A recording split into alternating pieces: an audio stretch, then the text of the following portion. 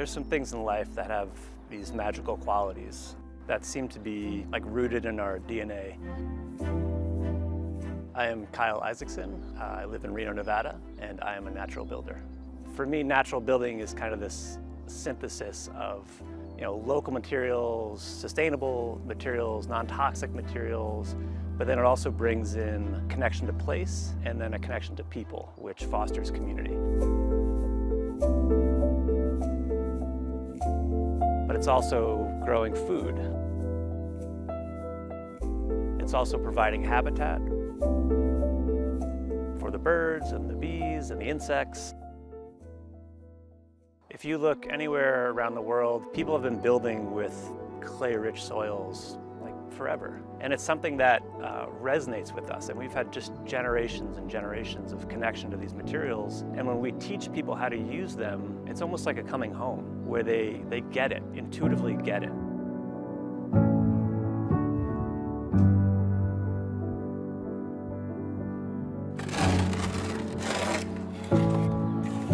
So my wife and I were teaching for a number of years, and we had done some really interesting things around the country in different school settings, from inner city San Francisco to kind of rural New Hampshire, small town Minnesota. We kept teaching, kept trying different things, and finally decided we really need to kind of leave this because we can't do exactly what we want to do with kids, and we can't be in the world the way we want to be.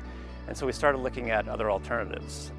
Living more simply, living in smaller spaces, learning about natural building, organic gardening, that we felt aligned more with our values. This type of lifestyle requires a lot of creativity, and it's enlivening and it's enriching. We're surrounded by this paradigm of our culture, by kind of the way things are, and we're trying to do things a little differently. There's a pile of cob, and then it's sticky. It's got the clay all integrated with the sand. It's got the straw. The name cob means loaf. It's a Welsh word, and it's a loaf because when you make cob, you're combining sand with clay-rich soil and with some sort of fiber, usually chopped up straw. It just looks like mud. When you gather it up into this loaf and you put it on a wall, you put it on a foundation, and you start to pack it together, and when it hardens, it's like concrete. Clay is super small, and when you get it wet, it expands. And so those fine clay particles like slip between all these different sharp sand particles. As it dries, it pulls everything together and gets really, really tight and really strong. And when you add straw or fiber, that fiber kind of runs through the whole matrix. So you have a compressive strength with the clay and the sand, and then you have a tensile strength with the straw. And it's durable, it's sculptural, it's really fun to work with. Yeah, it lasts for centuries.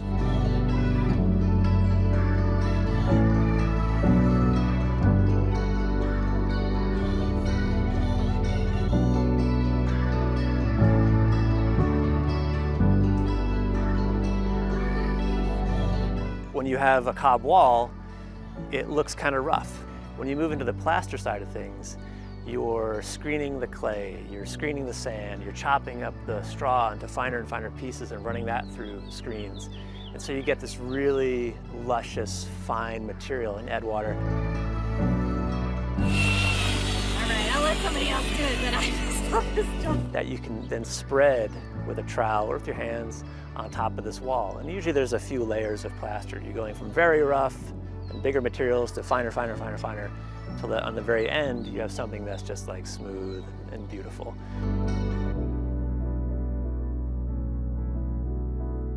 Clay is amazing in that it can handle rain. There'll be, the plaster will kind of wear away over time, but there's something about materials that wear well that is also beautiful.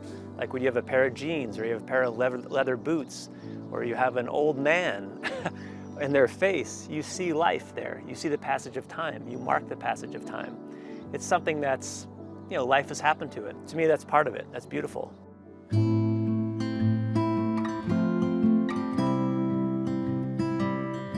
The thing about Kyle is he's just infectious. He's so much fun to be around. Kyle and Katie are both such good incubators. This place has very much had the spark lit by Kyle and Katie. So we've known Nate for a long time. And when he got this place, one of his goals was to offer workshops. They knew what I was trying to do. I wanted to land on some land and build a village.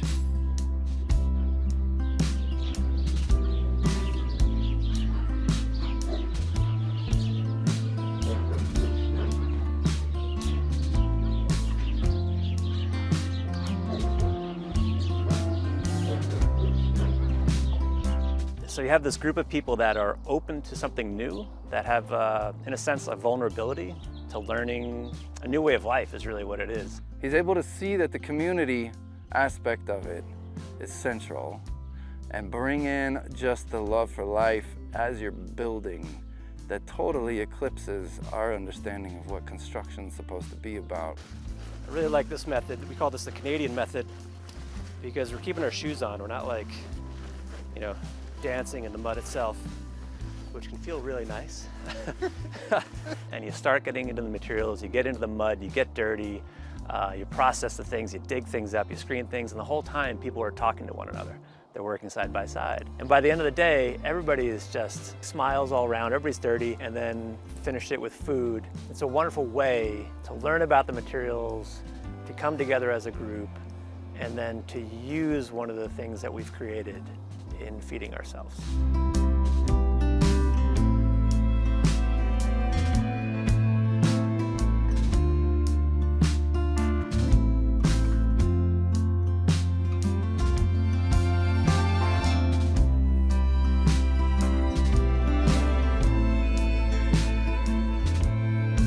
It's amazing and it's magical. There's a quote I like. It's supposed to be an African proverb that says, if you want to go fast, travel alone. If you want to go far, travel in a group. And I feel like natural building requires that. There are traditions of natural building, there have been, but it's kind of fallen away. But there's been a desire to get back to that. Like people have seen like, oh my gosh, we've lost something in this transition to this modern living. We got to go to Kenya.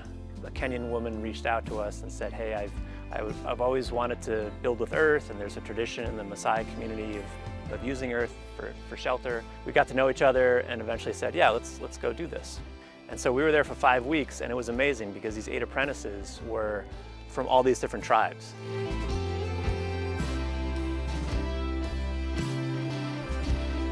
So we're honoring the techniques and the people and the practices of the past. We're bringing those into the present. And then we're also teaching a whole new group of people how to do this that will lead into the future. So there's lots of entry points to getting into natural building. You don't have to have 5 acres off-grid somewhere and you're going to build some straw bale thing. You just need some clay-rich soil, some sand, a little bit of straw, and just have at it.